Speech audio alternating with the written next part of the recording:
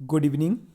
आज के इस लेक्चर में हम जो pressure belts on the earth surface जो टॉपिक हम डिस्कस कर रहे थे उसकी नेक्स्ट प्रेशर बेल्ट को डिस्कस करने जा रहे हैं, जिसका नाम है सब पोलर लो प्रेशर बेल्ट। यदि हम सब पोलर लो प्रेशर बेल्ट का लोकेशन देखें तो लोकेशन आपको यहाँ पे मिल जाएगा।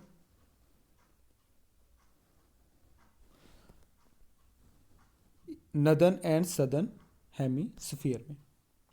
यदि हम इस प्रेशर बेल्ट का नाम देखें तो नाम इस प्रेशर बेल्ट का है सब पोलर लो प्रेशर बेल्ट। दोनों साइड पे ही, नदर्न साइड भी, इक्वेटर के सदर्न साइड भी।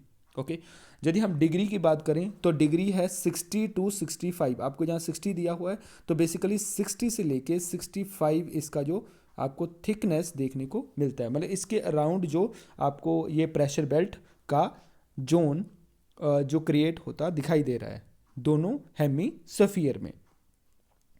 इस बेल्ट को डायनामिक प्रेशर बेल्ट बोलते हैं। डायनामिक क्योंकि ये परमानेंट नहीं है, मतलब यहाँ पे यदि हम बात करें कि ये डायनामिक प्रेशर बेल्ट क्यों है, ये डायनामिक प्रेशर बेल्ट इसलिए है क्योंकि यहाँ पे डायरेक्टली टेम्परेचर का इन्फ्लुएंस नहीं है।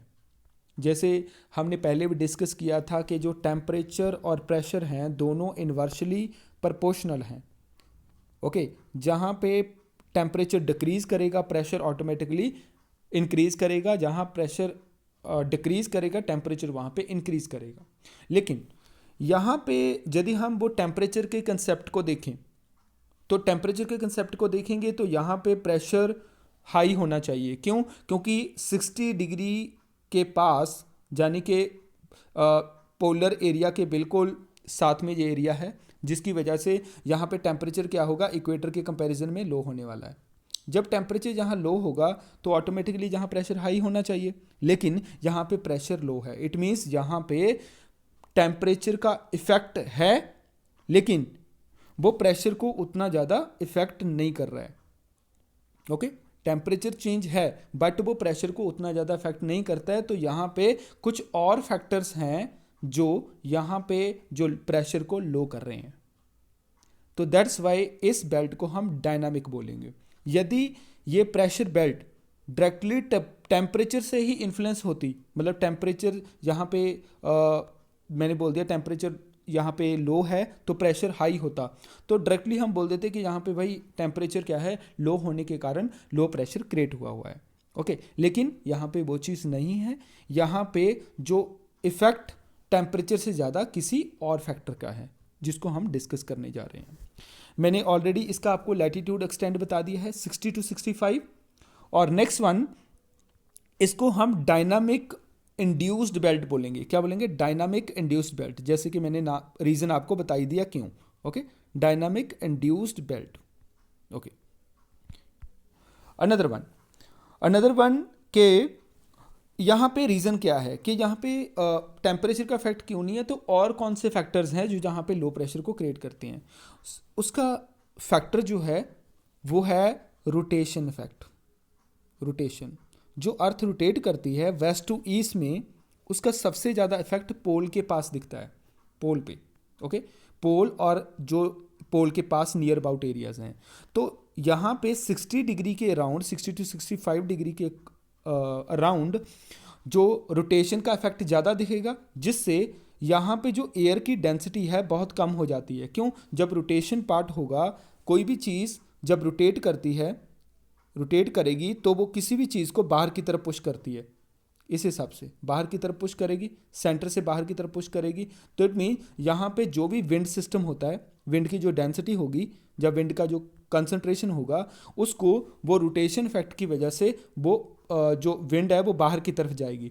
और जब बाहर की तरफ जाएगी तो उससे क्या होगा, यहाँ पे डेंसिटी ऑफ जो एयर होगा वो कम हो जाएगा। और एयर के डेंसिटी को ही क्या बोलते हैं, उसी को तो प्रेशर बोला जाता है। तो यहाँ पे रोटेशन इफेक्ट के कारण जो एयर है उसको बाहर की तरफ पुश किया जाता है। जब वो बाहर की तरफ पुश की जाएगी तो यहाँ पे एयर की कंसंट्रेशन कम होगी, वेट ऑफ एयर कम होगा, जिसकी वजह से यहाँ पे लो प्रेशर क्रिएट हो रहा है। इस चीज़ को दिमाग में रखना।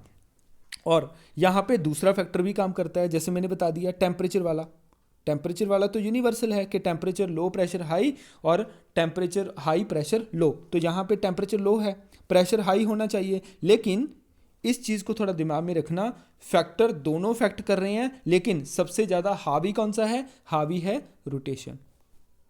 तो जो रोटेशन का इफेक्ट मैक्सिमम होने के कारण वो जो टेम्परेचर का रिलेशनशिप है प्रेशर के साथ उसको ओवरकम कर लेता है। ओके, तो जब ओवरकम करेगा तो कौन सा फैक्टर ज़्यादा डोमिनेंट होगा?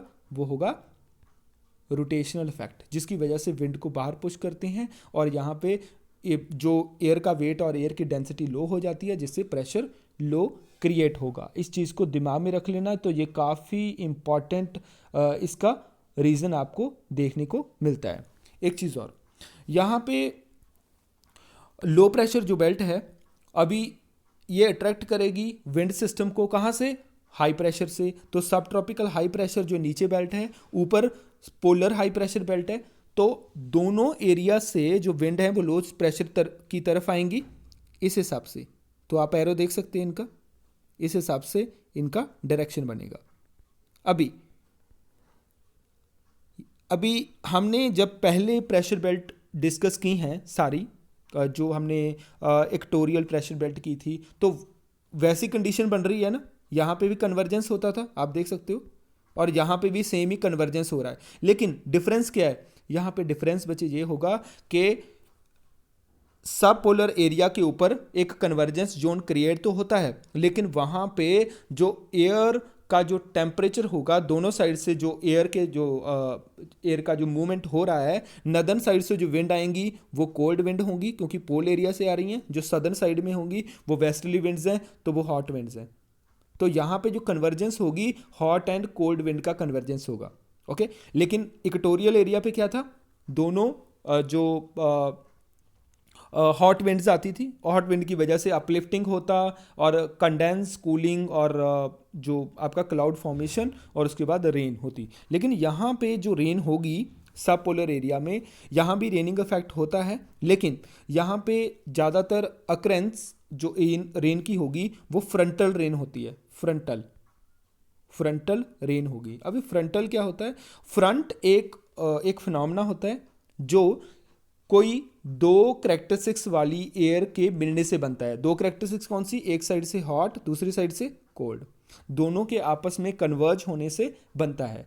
ओके, तो इस पार्ट में आपको ज़्यादातर फ्रंटल फिनोमेना देखने को मिलते हैं। फ्रंटल के साथ ही वो साइक्लोन फॉर्मेशन को भी, और मतलब यहाँ पे उनके लिए एक बेस प्रोवाइड कर देती हैं। तो आपको साइक्लोन भी इस एरियाज में मिलते हैं।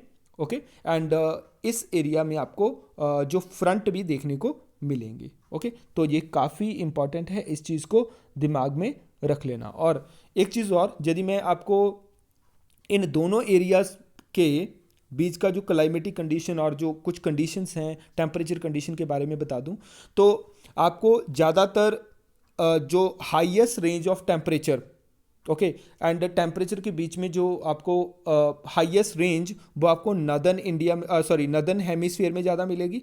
नदर्न हेमिस्फीयर के बीच में टेम्परेचर की रेंज ज़्यादा मिलेगी। जैसे सपोज सीजन वाइज देखें, विंटर और समर में जो टेम्परेचर रेंज है वो क्या होगी? हाईएस्ट होगी। समर में आपको टेम्परेचर उस हिसाब से, विंटर में बहुत ज़्यादा माइनस में चला जाएगा टेम्परेचर। ओके, इसी हिसाब से डे एंड नाइट का टेम्परेचर में भी फ़र्क होगा। डे एंड नाइट वाले पार्ट में भी टेम्परेचर में फ़र्क रहेगा, क्योंकि इसका रीज़न क्या है कि नदर्न हेमिस्फीयर में ऐसा क्यों होता है? क्योंकि नदर्न हेमिस्फीयर में आपको लैंड पार्ट ज़्यादा है, लैंड पार्ट की कंसंट्रेशन ज़्यादा है। नदर्न हेमिस्फीयर को लैंड हेमिस्फीयर बोलते हैं ना, तो इसी कारण, तो कॉन्टिनेंटलिटी ज़्यादा होने के कारण, तो इस एरिया में टेम्परेचर जो कंडीशन होंगी या टेम्परेचर जो रेंज होती है वो एक्सट्रीम होती है, एक्सट्रीम। ओके, और जिसकी वजह से टेम्परेचर और वेदर कंडीशंस में आपको काफ़ी ज़्यादा वेरिएशन देखने को मिलती है। कहाँ पे? नदर्न हेमिस्फीयर में। ओके, सदर्न हेमिस्फीयर में ऐसा नहीं होता। क्यों? क्योंकि सदर्न हेमिस्फीयर में आपको औष्णिक एरिया की कंसंट्रेशन मिलती है, मतलब वाटर का कंसंट्रेशन ज़्यादा मिलता है। और वाटर किसी एरिया में जो टेम्परेचर जो कंडीशंस हैं उनको ज़्यादा चेंज होने नहीं देता, तो आपको यूनिफॉर्म कंडीशन जहाँ पे देखने को मिलेंगी, यूनिफॉर्म कंडीशन देखने को मिलेंगी। अभी ये चीज़ मैं क्यों बता रहा हूँ आपको, क्योंकि जितना टेम्परेचर के बीच में चेंज होगा उतना ही वहाँ पे प्रेशर वैल्यूज़ में भी चेंज होगा। तो हम सिंपल कह सकते हैं कि नदर्न हेमिस्फीयर में जो ये सब पोलर प्रेशर बेल्ट है ये डायनामिकली चेंज होती है, क्योंकि थोड़ा बहुत भी टेम्परेचर में चेंज आया, वेरिएशन आई, तो वहाँ पे प्रेशर वैल्यू चेंज हो जाती है। लेकिन सदर्न हेमिस्फीयर में जो आपकी ये प्रेशर बेल्ट है, ये मतलब यहाँ पे प्रेशर की जो वैल्यू होगी, जो पीजीएफ है, प्रेशर ग्रेडियंट जो फोर्स होगा, वो ऑलमोस्ट यूनिफॉर्म रहता है। वो क्यों रहेगा, क्योंकि सदर्न हेमिस्फीयर में वाटर का और ओशियन का इफेक्ट ज़्यादा है, और ओशियन टेम्परेचर को कंट्रोल करके रखता है।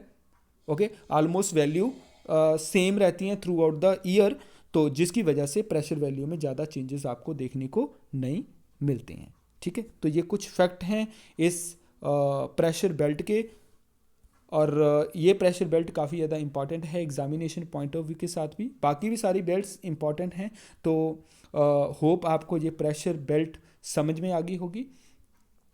वीडियो ख़त्म करने से पहले मैं आपको इस चैनल के बारे में कुछ बताना चाहता हूँ। ये चैनल हमने ज्योग्राफी के साथ रिलेटेड जो भी डाउट्स और कुछ टॉपिक्स हैं एग्जामिनेशन पॉइंट ऑफ व्यू के साथ, चाहे वो सीबीएसई एग्जामिनेशन हो, चाहे वो कंपटीशन एग्जामिनेशन हो, उनके साथ जो भी रिलेटेड टॉपिक्स हैं, वो चाहे यूजीसी हो, या सिविल सर्विसेज का हो, या सीटेट का हो, या अदर जो स्टेट और सेंट्रल लेवल के जो एग्ज़ाम्स गवर्नमेंट कंडक्ट कर रही है, उन सभी के लिए जो भी ज्योग्राफी का सिलेबस है, उस पूरे सिलेबस को टॉपिक वाइज इस चैनल के थ्रू करवाया जाएगा। यदि आपको इस चैनल के थ्रू पढ़ाए जाने वाला टॉपिक और कंटेंट क्वालिटेटिव लगता है, यहाँ पे पढ़ाई जाने में यूज़ की जाती जो टेक्निक है वो आपको बढ़िया लगती है और चीज़ें अच्छे से समझ आती हैं, तो इस चैनल को लाइक, शेयर, सब्सक्राइब ज़रूर करें, अपने वैल्यूएबल कमेंट्स ज़रूर दें, और जो वीडियो आप नेक्स्ट वीडियो की फॉर्म में देखना चाहते हो, कोई भी टॉपिक, तो वो टॉपिक का नाम कमेंट बॉक्स में ज़रूर छोड़ें। आज के लिए इतना ही, थैंक यू।